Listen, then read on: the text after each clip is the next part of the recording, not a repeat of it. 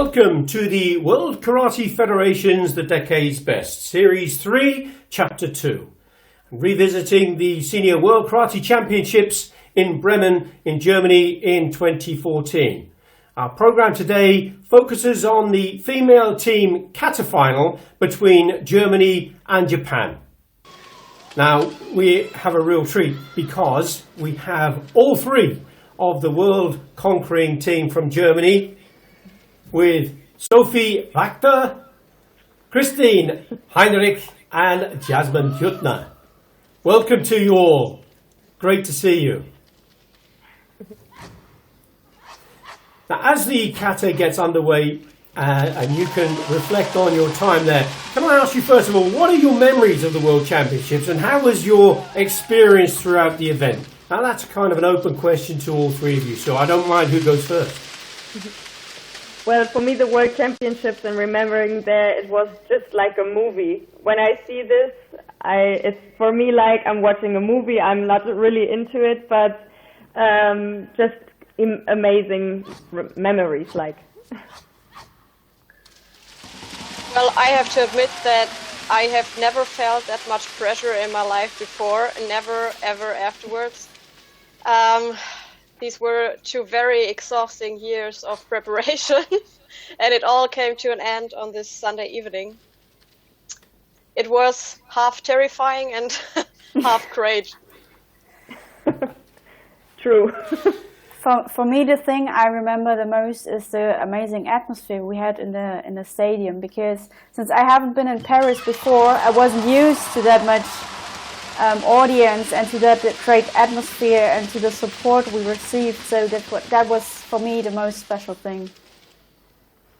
Now you've all shared your build up to this and your feelings kind of before you got onto the tatami.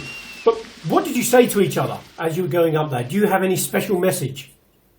Well, when we competed together back in the days, we had a special ritual. We kind of synchronized each other. We breathed together. We kind of screamed together to get a little push of energy right before the bout. And you remember those same rituals, Jasmin? Do you still have that in your mind? Is it etched in there? Yeah, definitely.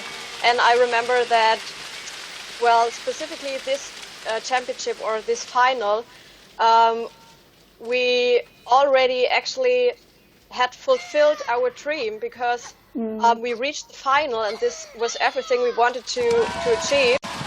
And we were already so happy and satisfied.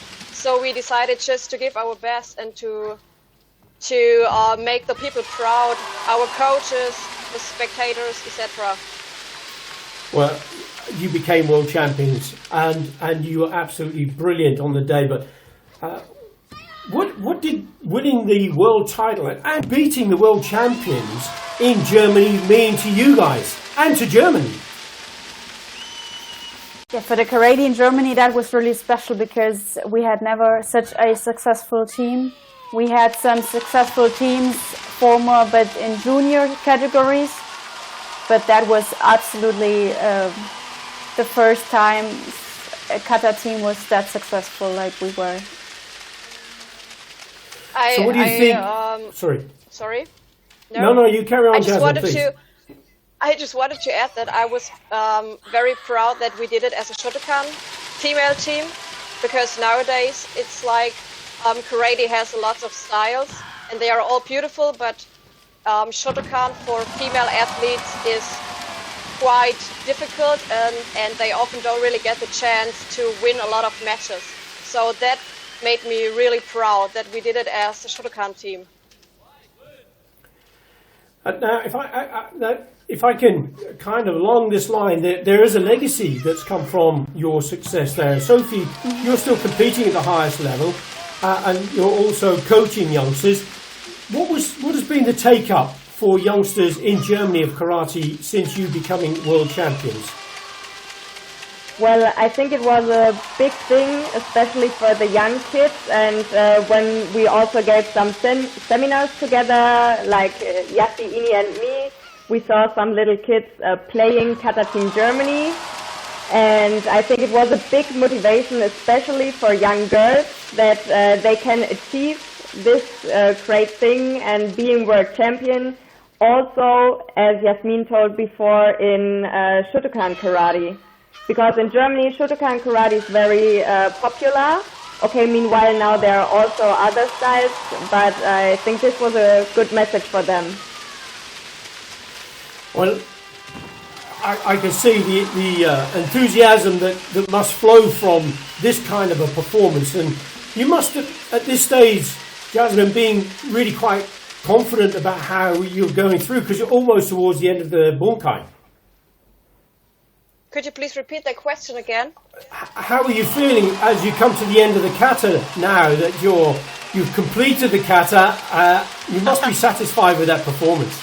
Yeah, I can tell you the feeling. It was a feeling of relief because it was finally over. That was really my main emotion. It was great because everybody was cheering for us, also during the kata, and then you think, oh great, they are all cheering for us, and then you think, oh hell no, they are all cheering for us, and it puts a lot of pressure on you. So when the whole thing is over, I felt so much relief. I was just happy that it's over, but also very proud. Well, you have nothing else to give. You've left everything there on the tatami, and it's just now down to Japan, isn't it? To see what performance they can produce. Now, they were world champions, and you were hoping to dethrone them. And as you see, Kashioka, Kimura and Morioka, seasoned veterans in Team Kata. And they started off remarkably well, and they performed the same kata as they did in 2012 Kororumfa, their favourite kata. How did you feel as a team now, standing at the side? Do you watch what's going on? How does that make you feel? I must say I was quite relaxed because they are such a great team, and they are in Paris. They just rocked the whole stadium. That was the best performance of Kata team someone has ever seen before. And therefore I was relaxed because there were such great competitors, so it would not have been a shame to lose against them. Even in contraries, they are so great, so you have nothing to lose. It was an absolutely fabulous performance, no doubt, in 2012, and I was there and I watched it, and it was just sensational. But of course, every performance has its moments, and there were moments in the Japanese performance here. And were you watching, Sophie? Were you watching did you detect these slight losses of balance areas? Yeah, normally I don't look at the other teams when we are blue, but this time I was like, okay, you can take a look. So as Christina, I was like relaxed, and I was watching, and I was like, oh, they shake. And another one, and I was like, oh, it happened again. But for me, it was like just like a movie, as I told you before. I wasn't able to think, I think. And as you say, the performance of the kata, the first part of the kata was wonderful. Those errors that you refer to occurred in the bunkai, as we just saw there. And you could see the reaction, you could hear the reaction from the crowd. And that must start to make you think, oh, maybe there's a chance here, a stronger chance than you perhaps felt was going to be the case, Christina. Actually, I didn't think that way. I was just, at that moment, I remember I haven't realized that strongly as I do now when I watch it again. On the tatami, it wasn't such a great mistake. So even if they had their slight moments of insecurance, I've never thought, oh, now we might have a chance, actually. So that wasn't, I didn't think that way. I was just in the moment and watching them compete. So. Well, and as you did see, that there were some errors, and certainly those judges watching would not, and they didn't, did they? They didn't miss that at all, and they did take that in consideration. Of course, a slight loss of balance is a minor foul, but synchronization and all the rest of it that goes into the criteria for decision, really important in kata. Now, kata is going to be in the Olympics, not team kata, but individual kata.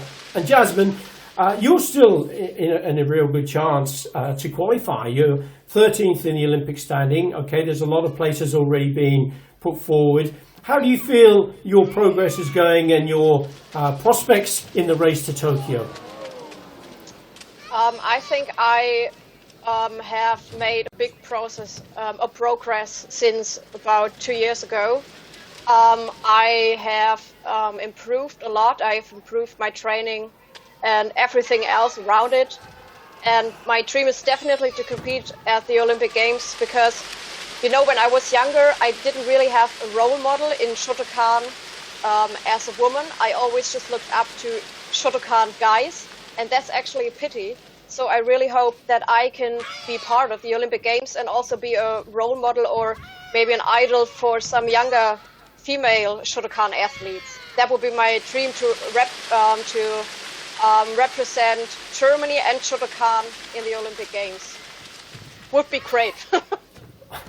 It would be great.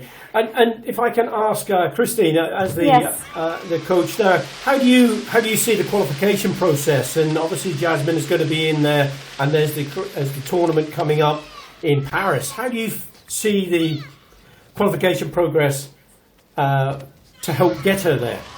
In general, or just for her? In general, but also specifically for Jasmin. So in general, I have to say that this qualification process is really a challenge for all those athletes because they have to go through so many competitions, through so many stress, through so many pressure. So each one who is going that way or going through this has already achieved a lot, I think.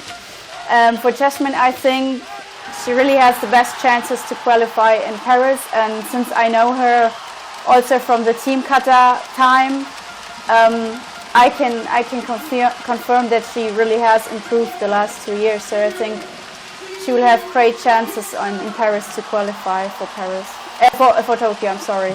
For Tokyo, yes, and no doubt, Sophie, we have the result just here now. Germany are world champions. How did you feel at that very moment being crowned World Team Kata champion? When I see the video now, well, as you could see, I was really shocked because I didn't understood. I asked Jasmin, I remember, Yassi, did we get world champion? Is it true? And I think all of us were just shocked, and it was just one of the greatest moments in my life. I'm still so proud of all of us and also of our coach and the atmosphere and everything. When I'm watching it, I'm super happy. It must be you. And this super slow motion, the replays, it exposes any weakness there is, and it celebrates the fantastic techniques that are occurring during the kata. It was a great opportunity to reflect back on those times, and it's lovely to see you three all working still in karate and doing so well.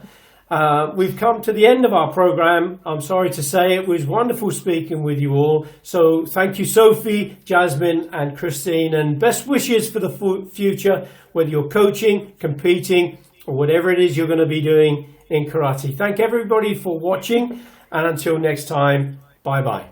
Thank you for having us. Thanks for having us. Thank you, Billy. Bye-bye.